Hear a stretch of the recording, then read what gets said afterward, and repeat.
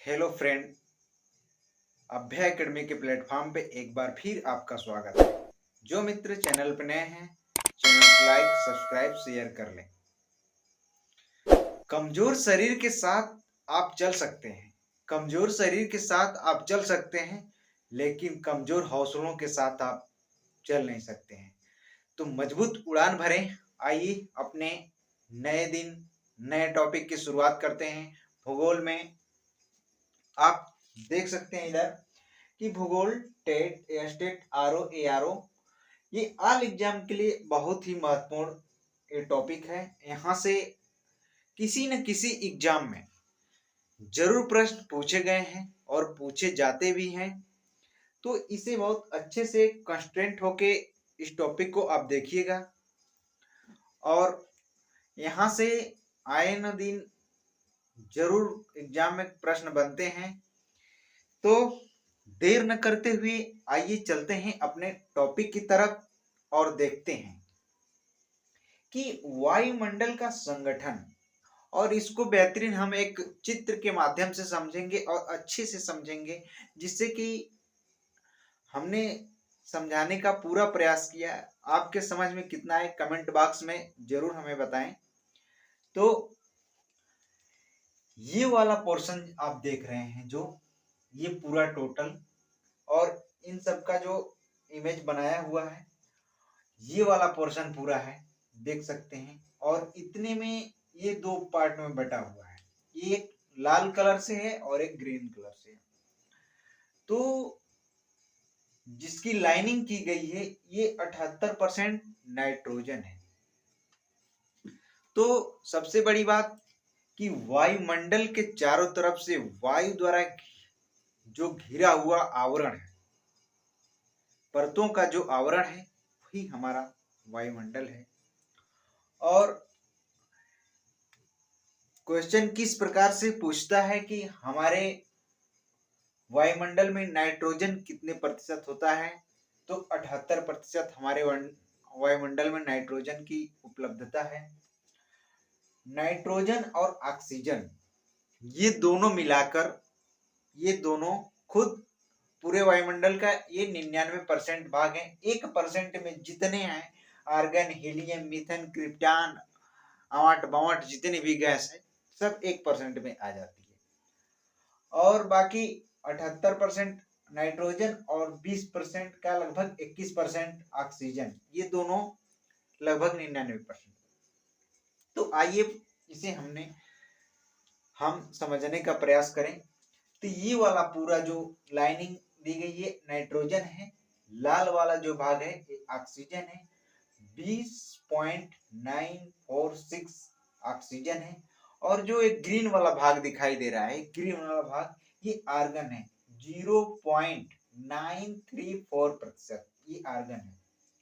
और एक नीचे डायग्राम बना हुआ है, तो ये जितनी लाइनिंग की गई है ये कार्बन डाइऑक्साइड का भाग है, 0.036%।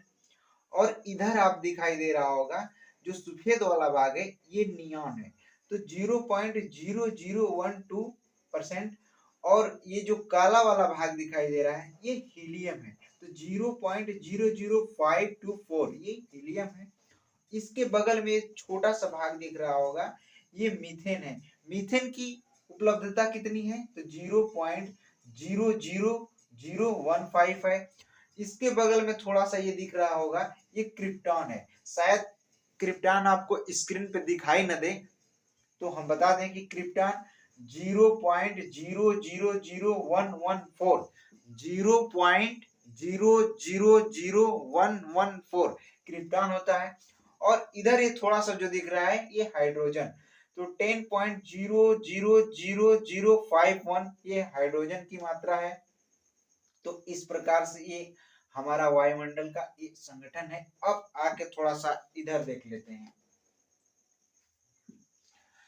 ये नाइट्रोजन को N2 से प्रस्तुत करते हैं। इसका जो वायुमंडल में 78.84 है। ऑक्सीजन है जिसको O2 से प्रदर्शित करते हैं, तो 20.946 है। और आर्गन है जिसको Ar से प्रस्तुत करते हैं, इसका 0.934 है।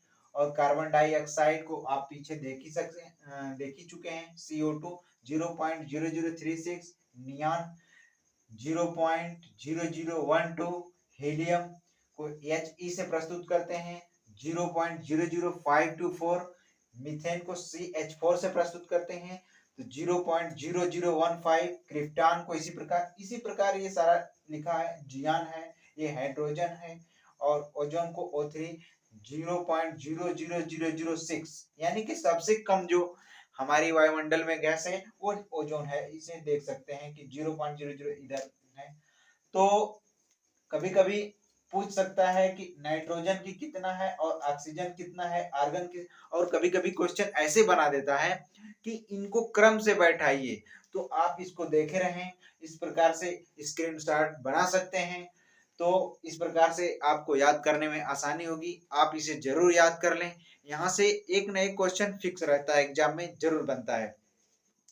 तो इस प्रकार से वायुमंडल का ये संगठन हो गया और ये वायु का संगठन हो गया। तो ऐसे ऐसे इतने इतने गैस हमारे वायुमंडल में पाई जाती हैं। इसके बाद हम चर्चा करने वाले हैं वायुमंडलीय संरचना की, तो आप वीडियो में बने रहें। वायुमंडल की संरचना, तो ये हमारी पूरी संरचना बनी हुई है। देख सकते हैं कि जो हमारा ये वाला भाग है, ये वाला भाग पृथ्वी है, और पृथ्वी जो है यहाँ से है 8 किलोमीटर, यानी कि 8 किलोमीटर ध्रुवों पर जो इसका -45 डिग्री सेल्सियस ध्रुवों पर इसका टेम्परेचर है। और पृथ्वी से ऊपर जब जाएंगे तो क्षोभ मंडल ही हमारी परत है, और इसमें मौसम संबंधी अनेक घटनाएं घटती हैं, और सबसे निचला मंडल हमारा क्षोभ मंडल है। इसके बाद थोड़ा सा और ऊपर जाएंगे तो हमारा समताप मंडल में हवाई जहाज और उल्कापिंड और ओजोन परत इसी में है, समताप मंडल में। थोड़ा सा और ऊपर अगर बढ़ रहे हैं तो मध्य मंडल में उल्कापिंड, और यहाँ पे जो टेम्परेचर -100 डिग्री सेल्सियस होता है। और थोड़ा सा और अगर ऊपर जा रहे हैं तो आयन मंडल में रेडियो तरंगे और अंतर्राष्ट्रीय अंतरिक्ष स्टेशन यहीं पे है। इसके ऊपर आप बढ़ रहे हैं तो बहिर्मंडल यानी कि कृत्रिम उपग्रह यहाँ पे है। तो ये हमारा डायग्राम हो गया वायुमंडल संरचना की। अब इसके बारे में इधर देख लेते हैं, इधर आ जाइए।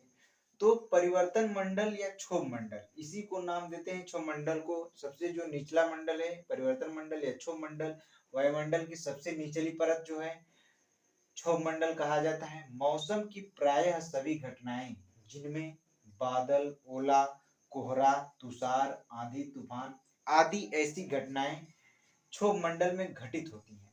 क्षोभ मंडल के ऊपरी सीमा को, जो ये हमारा क्षोभ मंडल का जो ऊपरी सीमा है, इसी को क्षोभ सीमा कहा जाता है, इसी को क्षोभ सीमा कहा जाता है। और समताप मंडल जो कि 12 से 50 किमी तक है, यह मंडल क्षोभ मंडल तथा मध्य मंडल के बीच में अवस्थित है। समताप मंडल जो है क्षोभ मंडल और मध्य मंडल के बीच में अवस्थित है। यहाँ पे उल्कापिंड की घटनाएं, ओजोन परत। समताप मंडल अत्यंत शुष्क होने के कारण इसमें मौसमी घटनाएं न के बराबर होती हैं। ओजोन परत समताप मंडल के निचले भाग में, ओजोन परत समताप मंडल के निचले भाग में 15 से 35 किलोमीटर की ऊंचाई पर पाई जाती है। इस परत की अधिकतम ऊंचाई 55 किलोमीटर है। ओजोन परत की सूर्य से आने वाली परावैंगनिक किरण को अवशोषण कर पृथ्वी पर आने से रोकती है, जिससे कि हमें त्वचा रोग से मुक्ति प्रदान होती है। और समताप मंडल के ऊपरी सीमा को जो समताप सीमा कहते हैं। तो इस प्रकार ये रहा परिवर्तन मंडल या समताप मंडल। इसके बाद आपका जो बच रहा है मध्य मंडल, आयन मंडल, बहिर्मंडल। तो ये तीनों को अगले वीडियो में हम अच्छे से डिस्कस करेंगे और समझाएंगे। तो जो मित्र हमारे चैनल पे नए हैं, चैनल को सबसे पहले लाइक और अगर हमारी वीडियो अच्छी लगी हो तो सब्सक्राइब कर लें। और पूरा वीडियो देखने के लिए आप लोगों का बहुत बहुत धन्यवाद।